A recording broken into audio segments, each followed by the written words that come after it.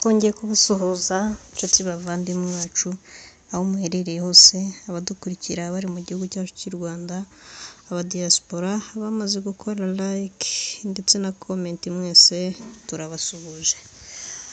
Uyu munsi rero reka tubagezeho amakuru mashya, amakuru agezweho, amakuru ari kuvugwa hirya no hino.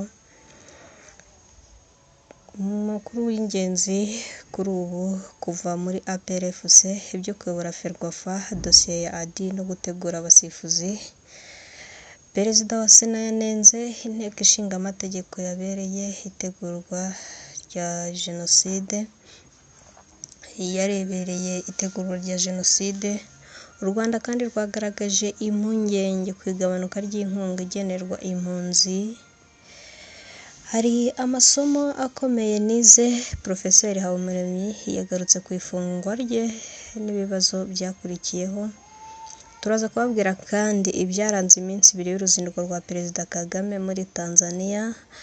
Turababwira kandi ibintu byahinduye isura. General Jeff Nyaga wayoboraga ingabo za EAC muri RDC yeguye. Kiyovu Sport kandi yahagamwe na Mukura Victory Sport mu mukino w'ingenzi uko wagenze. Ngayo nguko rero nta kindi kintu tubasaba uretse gukurikirana, ariko kandi turaza kuvuga ko Perezida Biden yanze kwitabira umuhango wo kwimuka umwami Charles wa gatatu. Perezida Ruto kandi mu nzika y'uburyo abayobozi b'Afurika batwawe muri bisi nk'abana b'abanyeshuri. Byose ni mu kanya, banza ukore subscribe maze tubagezeho amakuru yose.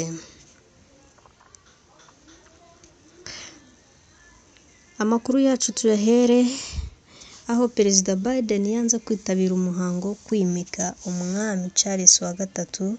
Perezida wa Leta Zunze Ubumwe za Amerika Joe Biden yatangaje ko atazitabira umuhango wo kwimika umwami w'Ubwongereza Charles wa gatatu, ko ahubwo azahagararirwa n'umugore we Jill Biden. Umuhango wo kwimika Charles uteganyijwe mu Bwongereza ku wa 6 Gicurasi, uzanagaragaramo umugore w'uyu mwami Camilla, nawe uzimikwa nk'umwamikazi nubwo azaba adategeka. Nubwo uyu muhango biteganyijwe ko uzitabirwa n'abayobozi bavuye mu bihugu bitandukanye hirya no hino ku isi, Perezida wa Leta Zunze Ubumwe za Amerika Joe Biden we yamaze kuvuga ko atazaboneka. Ikinyamakuru kimwe cyatangaje ko Perezida Biden ari umwe mu bakuru b'ibihugu bari batumiwe, ariko aza kugirana ikiganiro cyo kuri telefone n'umwami Charles wa gatatu, amubwira ko azohereza umugore we n'intumwa ye kuko we atazaboneka. Kugeza ubu ibiro bya Perezida wa Amerika White House nta bisobanuro biratanga ku mpamvu Perezida Biden atazaboneka muri uyu muhango, nubwo bishimangira ko mu gihe kiri imbere Perezida Biden yifuza kuzahura n'uyu mwami. Nubwo Ubwongereza na Leta Zunze Ubumwe za Amerika ari ibihugu bibanye neza, nta muyobozi n'umwe w'iki gihugu wigeze witabira umuhango wo kwimuka umwami cyangwa umwamikazi mu Bwongereza. Ibituma benshi bibaza impamvu ibitera. Charles wa gatatu yagiye ku ntebe y'ubwami mu mwaka wa 2022 nyuma y'urupfu rwa nyina, hakaba n'umwamikazi Elizabeth wa kabiri. Umuhungu we Charles Philip Hata George yahise amusimbura ku ngoma, ahabwa izina ry'ubwami rya Charles wa gatatu. Kuba umwami yakwimukwa nyuma y'igihe hagiye ku ngoma ni ibintu bisanzwe mu Bwongereza, kuko ari umuhango usaba ibintu byinshi. Nk'umwamikazi Elizabeth wa kabiri yimye ingoma muri Gashyantare mu 1952, ariko yimitswe muri Kamena 1953. Amakuru yacu rero tuyakomereze aho Uburayi bwatabarije abana bashobora kubura imiti mu mavuriro. Nk'uko tubisanga mu kinyamakuru gitandukanye, urugaga rw'abaganga bavura indwara z'abana, ingimbi n'abangavu bwaburiye inzego z'ubuzima mu bihugu by'Uburayi ko hashobora kubaho kubura gukomeye kw'imiti ivura ibi byiciro mu bihe bigiye kuza. Abaganga bavura indwara z'abana bo mu Budage, Ubufaransa, Australia n'Ubusuwisi bandikiye ibaruwa ifunguye Minisiteri z'Ubuzima muri ibyo bihugu bazisaba gukora ibishoboka zikita ku kibazo cy'ibura ry'imiti y'abana mu gihe Uburayi buba bwugarijwe n'ubukonje. Perezida w'urugaga rw'abaganga bavura indwara z'abana mu Budage, Becker Thomas, yatangaje ko mu kuva muri Nzeri kugera mu Gushyingo hashobora kuzabaho ikibazo cyo kubura abazana imiti ivura abana, ndetse akeka ko byazaba bibi cyane ugereranyije n'umwaka ushize. Ati "Itumba ntabwo riri kera, tuzongera duhure n'ikibazo cy'imiti mike cyane izanwa ndetse bishobora kuzaba bibi cyane ugereranyije na mbere." Aba baganga bavuga ko imiti y'abana igabanya umuriro, igabanya uburibwe ndetse na penicillin yose ubu yamaze kubura. Iyo baruwa banditse igira iti "Ubuzima bw'abana bacu buri mu kaga mu Burayi bwose kubera kubura imiti. Hakenewe gufatwa icyemezo cyihuse kandi kirambye mu gukemura iki kibazo." Aba baganga basaba inzego za leta gukora ibishoboka imiti ihagije igakorwa kandi ikabikwa mu Burayi, nibura ahantu hose hakazaba hari imiti yafasha mu guha ubuvuzi bw'ibanze abana. Yanditse ko kandi Ubudage buri gushyiraho amategeko azafasha koroshya ikwirakwizwa ry'imiti, gusa abakora mu bya farumasi n'abakora imiti bavuga ko icyo gisubizo kidahagije. We asanga gukorera imiti y'abana imbere mu gihugu bitejwe imbere mu Budage byafasha gukemura ikibazo cy'imiti mike kandi bikanatera imbaraga abayikoresha. Tubabwire kandi ku byaranze urugendo Perezida yagiriye muri Tanzania.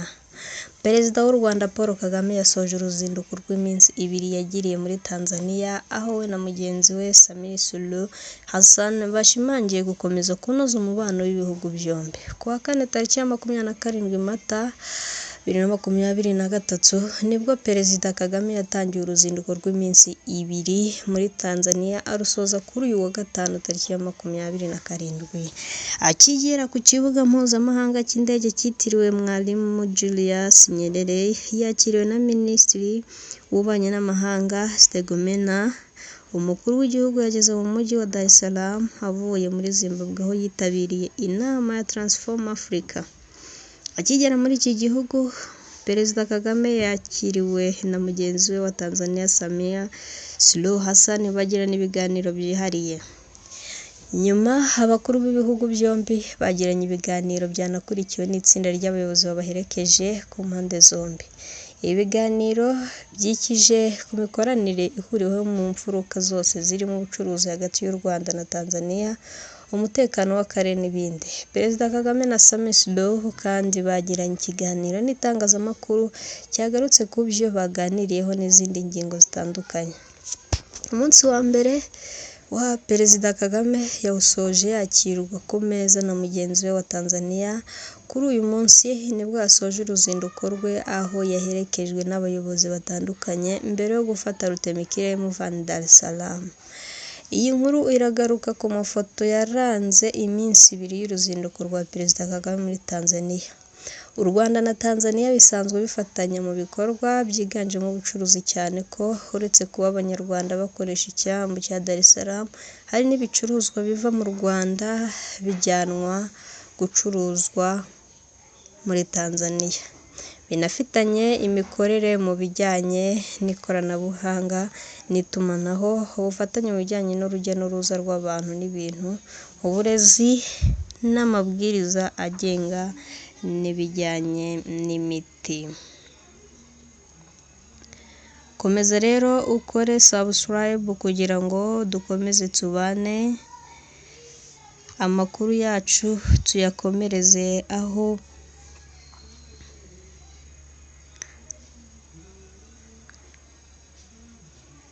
aho Perezida Ruto afite inzika y'uburyo abayobozi ba Afurika batwawe muri bisi nk'abana b'abanyeshuri. Perezida wa Kenya William Ruto yagaragaje ko abayobozi ba Afurika bakwiye kwihesha agaciro kugira ngo ijambo ryabo ryumvikane ku rwego mpuzamahanga, bagaca agasuzuguro bakunda guhura nako iyo bagiriye ingendo mu mahanga, nko gutwarwa muri bisi nk'abana bagiye ku ishuri. Ingingo ijyanye n'uburyo umugabane wa Afurika n'abayobozi b'ibihugu biwugize rimwe na rimwe badahabwa agaciro ku rwego rw'isi yagarutsweho na Perezida Ruto mu kiganiro yagiranye na Mo Ibrahim. Uyu mukuru w'igihugu yavuze ko nyuma yo kubona agasuzuguro bahura nako igihe bari mu mahanga, biyemeje ko hari ibigomba guhinduka birimo n'uburyo inama bitabira zitegurwa. Ati twafashe umwanzuro w'uko hari ibigomba guhinduka. Dufite izi nama zihuza Afurika na Amerika, Afurika n'Uburayi, Afurika na Turukiya, ndetse hari n'indi ya Afurika n'Uburusiya, ndetse n'ihuza Afurika n'Ubuyapani. Twafashe umwanzuro ko nta bwenge burimo kuba abaperezida 54 bagenda bakicara imbere ya mugenzi wabo mu kindi gihugu. Yakomeje avuga ko rimwe na rimwe iyo bitabiriye izi nama usanga bafashwe nabi. Yakomeje ati tugashyirwa muri bisi nk'abana b'abanyeshuri. Umwanzuro twafashe nk'umuryango wa Afurika yunze ubumwe ni uko igihe hari inama ihuza Afurika n'ikindi gihugu tuzajya duhagararirwa n'inama nyobozi. Ibyo birahagije kuba twakora inama y'abantu 7. Nubwo Perezida Ruto atigeze yerura ngo avuge inama abayobozi ba Afurika bitabiriye bagashyirwa muri bisi imwe, ibi biheruka kugaragara ubwo habaga umuhango wo gutabariza umwamikazi w'Ubwongereza Elizabeth II, aho abayobozi ba Afurika batandukanye barimo na Ruto bagaragaye bashyizwe muri bisi imwe. Igikorwa kitishimiwe n'umubare munini w'Abanyafurika, bagaragaje ko ibyakozwe ari agasuzuguro cyane ko abandi bayobozi baturutse ku yindi migabane hari abahawe imodoka zabo bwite. Perezida Ruto yavuze ko mu gukemura iki kibazo hari ibisubizo Abanyafurika batangiye kwishakamo, birimo no kongerera ubushobozi umuryango wa Afurika yunze ubumwe kugira ngo ubashe gukemura ibibazo uyu mugabane uhura nabyo, udategereje akazava imuhana. Ati dufite ibibazo ariko ikintu cyiza ni uko tumaze kubibona ko bidashobora gukomeza muri ubu buryo. Twatangiye gushyiraho uburyo bwo gukemura iki kibazo kandi ibiganiro byaratangiye kugira ngo umuryango wa Afurika yunze ubumwe ubashe kugira ubushobozi bwo gukemura ibibazo bireba umugabane wacu. Perezida Ruto yavuze ko kimwe mu bimaze kugerwaho muri uyu murongo wo gutahiriza umugozi umwe hagati y'Abanyafurika ari isoko rusange rya Afurika ryatangiye gukora. Ngayo nguko rero turaza no kujya mu myidagaduro. Abahanzi 5 bafite umwihariko waryoherwa no kumva umuziki wabo.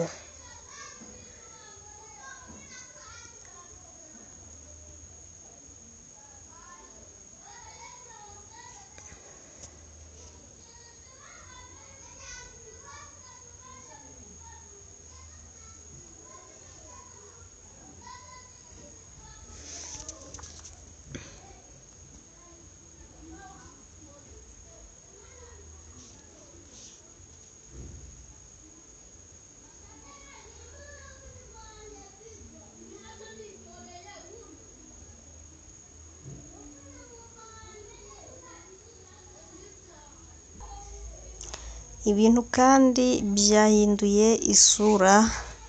General Jeff wayoboraga ingabo za EAC muri RDC yeguye.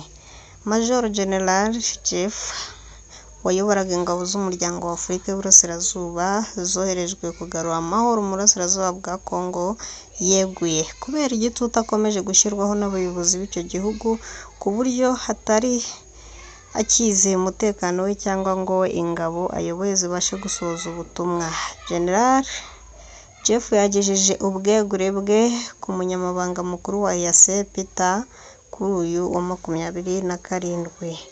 Uyu muyobozi w'ingabo yeguye mu gihe ubutegetsi bwa RDC bumaze iminsi bushyira mu majwi izi ngabo ko zananiwe kurasa M23 mu gihe zo zivuga ko zahawe amabwiriza yo gufasha ngo uyu mutwe uhagarike imirwano ubashe gushyikirana na guverinoma. Mu gihe ibyo byari bikigeragezwa, M23 igenda iva mu duce yari yarigaruriye Perezida Felix Tshisekedi aheruka kuvuga ko badashobora kuganira na M23 ndetse ko niba ari abanyekongo nk'uko babivuga bagomba gushyira intwaro hasi bakajyanwa mu kigo bateguriwe bagasubizwa mu buzima busanzwe nta mananiza. Ni urugendo Tshisekedi yavugaga ko nirurangira nta mpamvu ya EAC yaguma muri RDC. Ku rundi ruhande M23 yaje kuvuga niba ko nta biganiro nta byo gushyira intwaro hasi. Mu ibaruwa y'ubwegure bwe General Jeff yandikiye umunyamabanga mukuru wa EAC ati nishimiye kukumenyesha ko neguye mu butumwa kubera impungenge zikomeza umutekano wanjye ubangamiwe na gahunda zateguwe zigamije kuburizamo ubushake bwose. General avuga ko habayeho kuvogera umutekano we ku buryo aho yari atuye mu ntangiriro za Mutarama hoherejwe abacancuro bakahashyira ibikoresho byumviriza bahagurutsa za drone ndetse bakahagenzura ubwabo ku buryo byatumye ahimuka. Kuva izi ngabo zagera muri Congo ibiro by'ubuyobozi bwazo biri mu mujyi wa Goma. General Jeff yavuze ko bitarangiriye aho kuko hakomeje umugambi wacuzwe neza wo kumuharabika n'ingabo ze ko badashaka kurwanya M23. Ibyo ngo bigahuzwa n'uko guverinoma ya Congo yakomeje gusaba ko ubuyobozi bw'izi ngabo bwajya busimburanwa ho mu mezi 3, ibintu ngo bitateganyijwe mu masezerano ashyiraho uyu mutwe. Hiyongereyeho ko mu minsi ishize hafunzwe konti ya Facebook ye, ibintu izi ngabo zivuga ko bigamije kuzica intege. Ku rundi ruhande guverinoma ya RDC ngo yananiwe kwishyura ibikorwa birimo ibikenerwa n'ibiro by'ubuyobozi bw'ingabo, aho abakozi barara, amashanyarazi n'imishahara y'abakozi b'abasivile mu gihe biteganywa mu masezerano. General Jeff ati nshingiye kuri ibi no ku rindi sesengura nasanze umutekano wanjye nk'umugaba w'ingabo utizewe muri aka gace. Byongeye iyi mikorere yatumye ubutumwa bwanjye budashoboka nkaba ngomba kuvaho bukorerwa. Yeguye mu gihe mu cyumweru gishize abaminisitiri b'ingabo za EAC bagombaga guhurira mu nama i Goma ku wa 3 tariki ya 19 Mata, yagombaga guha umurongo ubu butumwa yaje gusubikwa ku munota wa nyuma. U Rwanda nk'umunyamuryango wa EAC mu gihe rushinjwa gufasha M23 ariko rukabyamaganira kure, ntirwigeze rutumirwa muri iyo nama yari yatumijwe na Minisitiri Mushingabo za Congo Jean Pierre Bemba. Muri iyi minsi ingabo za EAC zikomeje kugorwa n'ingabo za Congo FARDC zashatse guhangana na M23 binyuze ku mbibi zaho ingabo za EAC zigenzura. Ni ibintu na M23 yamaganye ivuga ko bitandukanye n'inzira z'amahoro za Rwanda na Nairobi. Kugeza ubu ingabo za EAC ziri mu burasirazuba bwa Congo zavuye muri Kenya, Burundi, Uganda na Sudani y'Epfo. Ingabo z'u Burundi zoherejwe mu bice bya Sake, Kirorirwe, Kichanga, iza Kenya zihabwa gukorera muri Kibumba, Rumango, Tongo, Bwiza na Kishishe. Ni mu gihe ingabo za Sudani y'Epfo zigomba kujya mu duce twa Rumagabo zigakorana n'iza Kenya, ingabo za Uganda zikajya muri Bunaga, Kiwanja ndetse na Mabega.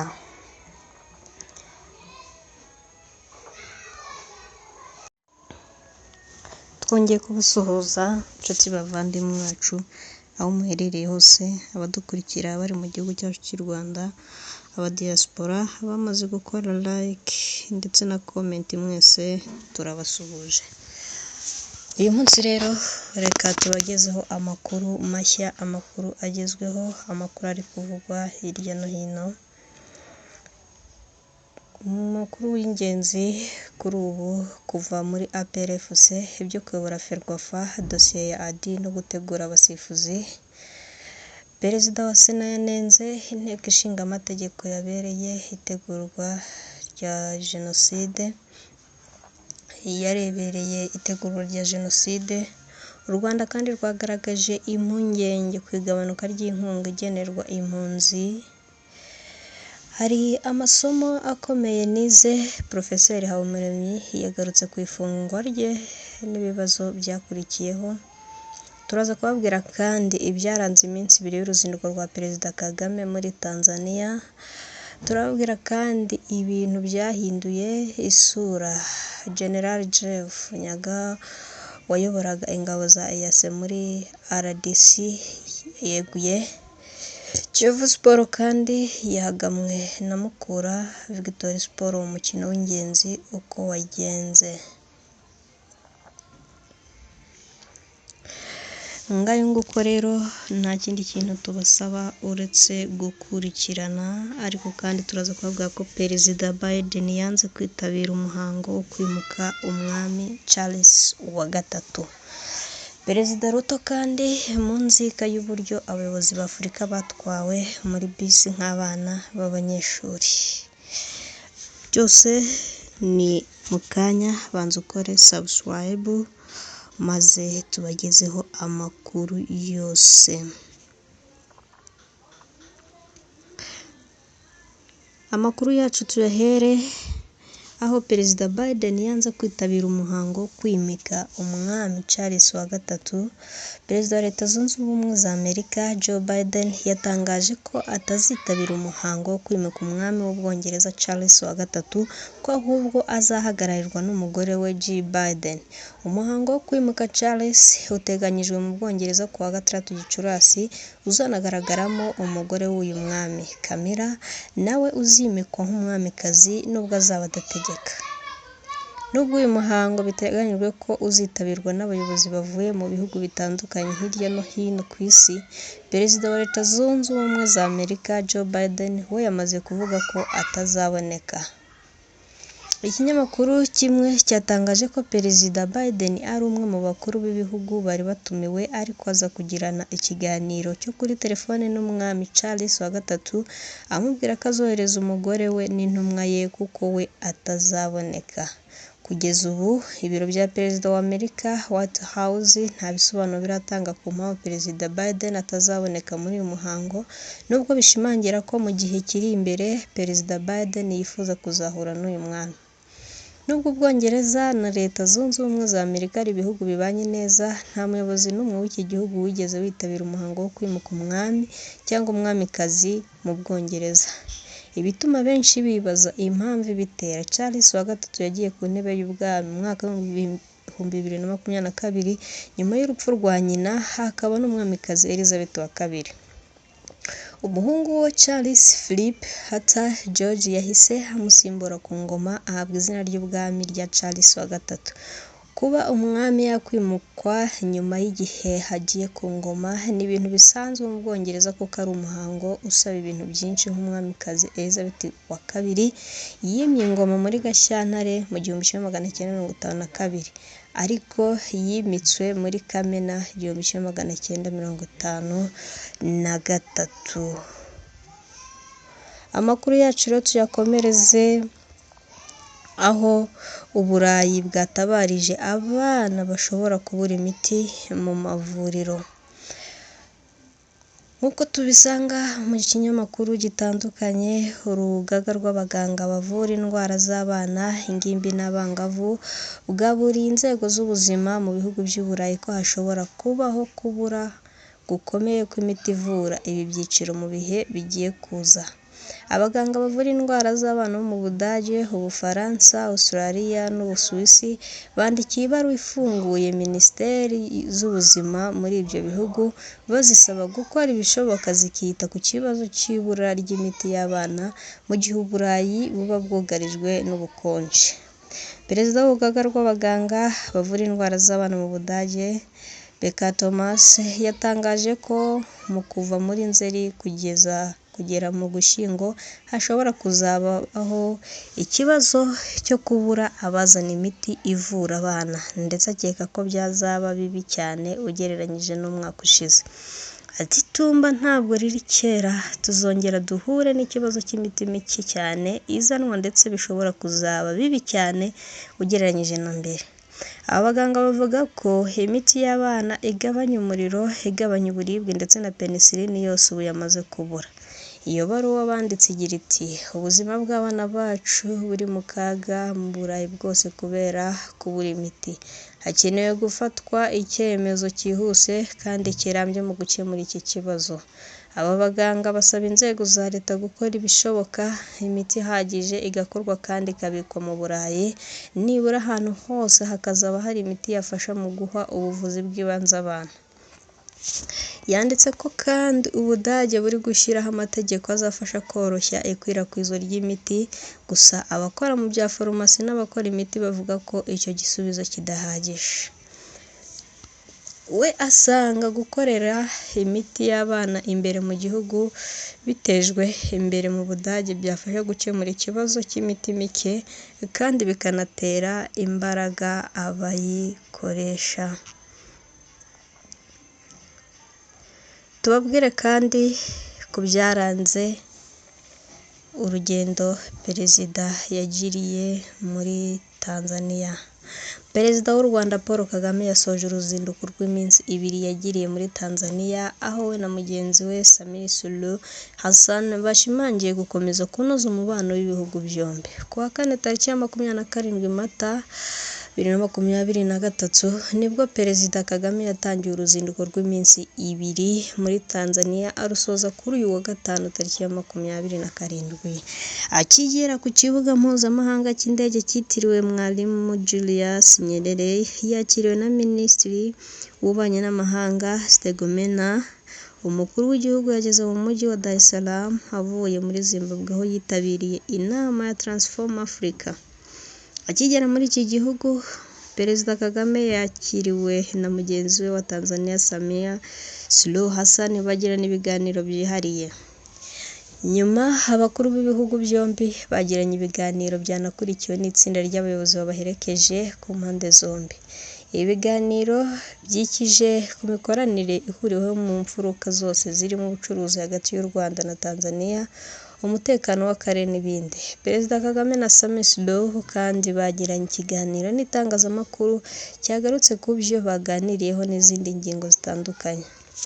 Umunsi wa mbere wa Perezida Kagame yawusoje yakirwa ku meza na mugenzi we wa Tanzania. Kuri uyu munsi nibwo yasoje uruzinduko rwe, aho yaherekejwe n'abayobozi batandukanye mbere yo gufata rutemikirere muvana Dar es Salaam. Iyi nkuru iragaruka ku mafoto yaranze iminsi 2 y'uruzinduko rwa Perezida Kagame muri Tanzania. U Rwanda na Tanzania bisanzwe bifatanya mu bikorwa byiganjemo ubucuruzi, cyane ko uretse kuba Abanyarwanda bakoresha icyambu cya Dar es Salaam, hari n'ibicuruzwa biva mu Rwanda bijyanwa gucuruzwa muri Tanzania. Binafitanye imikorere mu bijyanye n'ikoranabuhanga n'itumanaho, ubufatanye mu bijyanye n'urujya n'uruza rw'abantu n'ibintu, uburezi n'amabwiriza agenga n'ibijyanye n'imiti. Komeza rero ukore subscribe kugira ngo dukomeze tubane. Amakuru yacu tuyakomereze aho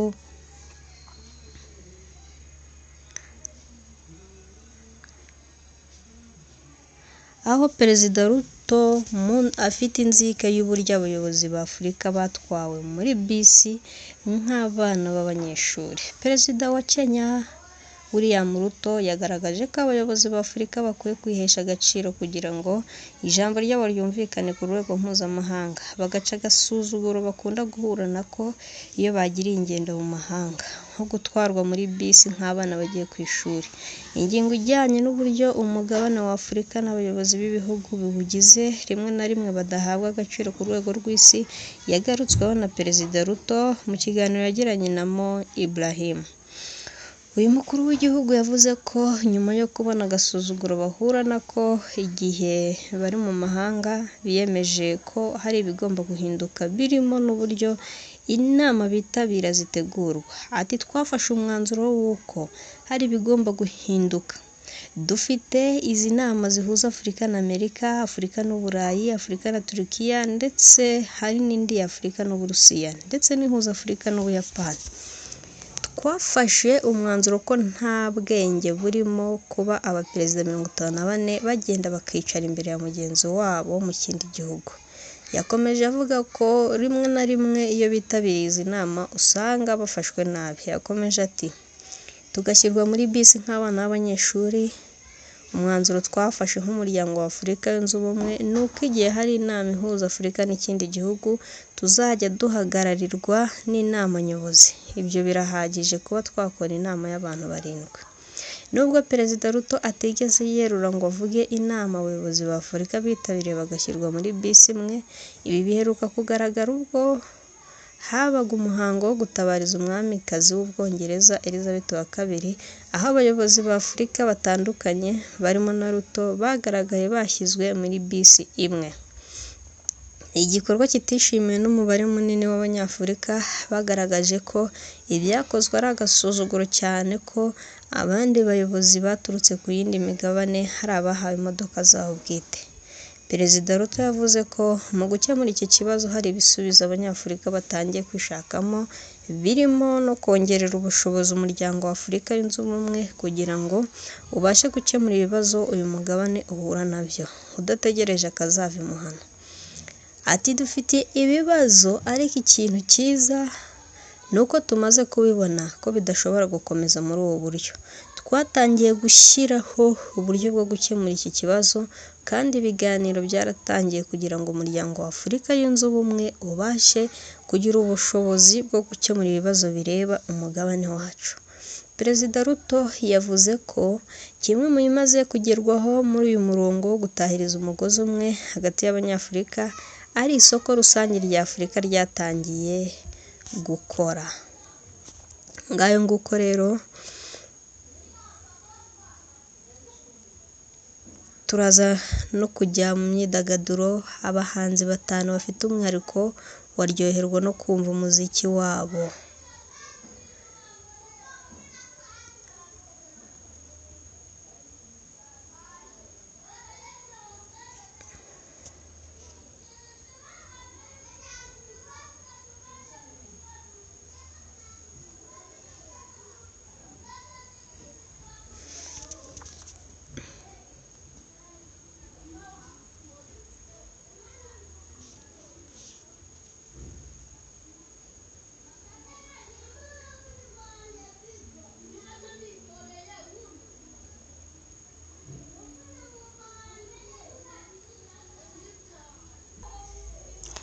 Ibintu kandi byahinduye isura. General Jeff wayoboraga ingabo za EAC muri RDC yeguye. Major General Jeff wayoboraga ingabo z'umuryango wa Afurika y'Uburasirazuba zoherejwe kugarura amahoro mu burasirazuba bwa Congo yeguye kubera igitutu akomeje gushyirwaho n'abayobozi b'icyo gihugu ku buryo hatari akizeye umutekano we cyangwa ngo ingabo ayoboye zibashe gusohoza ubutumwa. General Jeff yagejeje ubwegure bwe ku munyamabanga mukuru wa EAC Peter kuri uyu wa 27. Uyu muyobozi w'ingabo yeguye mu gihe ubutegetsi bwa RDC bumaze iminsi bushyira mu majwi izi ngabo ko zananiwe kurasa M23 mu gihe zo zivuga ko zahawe amabwiriza yo gufasha ngo uyu mutwe uhagarike imirwano ubashe gushyikirana na guverinoma. Mu gihe ibyo byari bikigeragezwa, M23 igenda iva mu duce yari yarigaruriye, Perezida Felix Tshisekedi aheruka kuvuga ko badashobora kuganira na M23 ndetse ko niba ari abanyekongo nk'uko babivuga bagomba gushyira intwaro hasi bakajyanwa mu kigo bateguriwe bagasubizwa mu buzima busanzwe nta mananiza. Ni urugendo Tshisekedi yavugaga ko nirurangira nta mpamvu ya EAC yaguma muri RDC. Ku rundi ruhande M23 yaje kuvuga niba ko nta biganiro nta byo gushyira intwaro hasi. Mu ibaruwa y'ubwegure bwe, General Jeff yandikiye umunyamabanga mukuru wa EAC ati nishimiye kukumenyesha ko neguye mu butumwa kubera impungenge zikomeza umutekano wanjye ubangamiwe na gahunda zateguwe zigamije kuburizamo ubushake bwose. General avuga ko habayeho kuvogera umutekano we ku buryo aho yari atuye mu ntangiriro za Mutarama hoherejwe abacancuro bakahashyira ibikoresho byumviriza, bahagurutsa za drone ndetse bakahagenzura ubwabo ku buryo byatumye ahimuka. Kuva izi ngabo zagera muri Congo, ibiro by'ubuyobozi bwazo biri mu mujyi wa Goma. General Jeff yavuze ko bitarangiriye aho kuko hakomeje umugambi wacuzwe neza wo kumuharabika n'ingabo ze ko badashaka kurwanya M23. Ibyo ngo bigahuzwa n'uko guverinoma ya Congo yakomeje gusaba ko ubuyobozi bw'izi ngabo bwajya busimburanwa ho mu mezi 3, ibintu ngo bitateganyijwe mu masezerano ashyiraho uyu mutwe. Hiyongereyeho ko mu minsi ishize hafunzwe konti ya Facebook ye, ibintu izi ngabo zivuga ko bigamije kuzica intege. Ku rundi ruhande, guverinoma ya RDC ngo yananiwe kwishyura ibikorwa birimo ibikenerwa n'ibiro by'ubuyobozi bw'ingabo, aho abakozi barara, amashanyarazi n'imishahara y'abakozi b'abasivile mu gihe biteganywa mu masezerano. General Jeff ati "Nshingiye kuri ibi no ku rindi sesengura, nasanze umutekano wanjye nk'umugaba w'ingabo utizewe muri aka gace. Byongeye, iyi mikorere yatumye ubutumwa bwanjye budashoboka, nkaba ngomba kuvaho bukorerwa." Yeguye mu gihe mu cyumweru gishize abaminisitiri b'ingabo za EAC bagombaga guhurira mu nama i Goma ku wa gatatu tariki ya 19 Mata, yagombaga guha umurongo ubu butumwa yaje gusubikwa ku munota wa nyuma. U Rwanda nk'umunyamuryango wa EAC mu gihe rushinjwa gufasha M23 ariko rukabyamaganira kure, ntirwigeze rutumirwa muri iyo nama yari yatumijwe na Minisitiri mushya w'ingabo za Congo Jean Pierre Bemba. Muri iyi minsi ingabo za EAC zikomeje kugorwa n'ingabo za Congo FARDC zashatse guhangana na M23 binyuze ku mbibi zaho ingabo za EAC zigenzura. Ni ibintu na M23 yamaganye ivuga ko bitandukanye n'inzira z'amahoro za Rwanda na Nairobi. Kugeza ubu ingabo za EAC ziri mu burasirazuba bwa Congo zavuye muri Kenya, Burundi, Uganda na Sudani y'Epfo. Ingabo z'u Burundi zoherejwe mu bice bya Sake, Kirorirwe, Kichanga, iza Kenya zihabwa gukorera muri Kibumba, Rumango, Tongo, Bwiza na Kishishe. Ni mu gihe ingabo za Sudani y'Epfo zigomba kujya mu duce twa Rumagabo zigakorana n'iza Kenya, ingabo za Uganda zikajya muri Bunaga, Kiwanja ndetse na Mabega.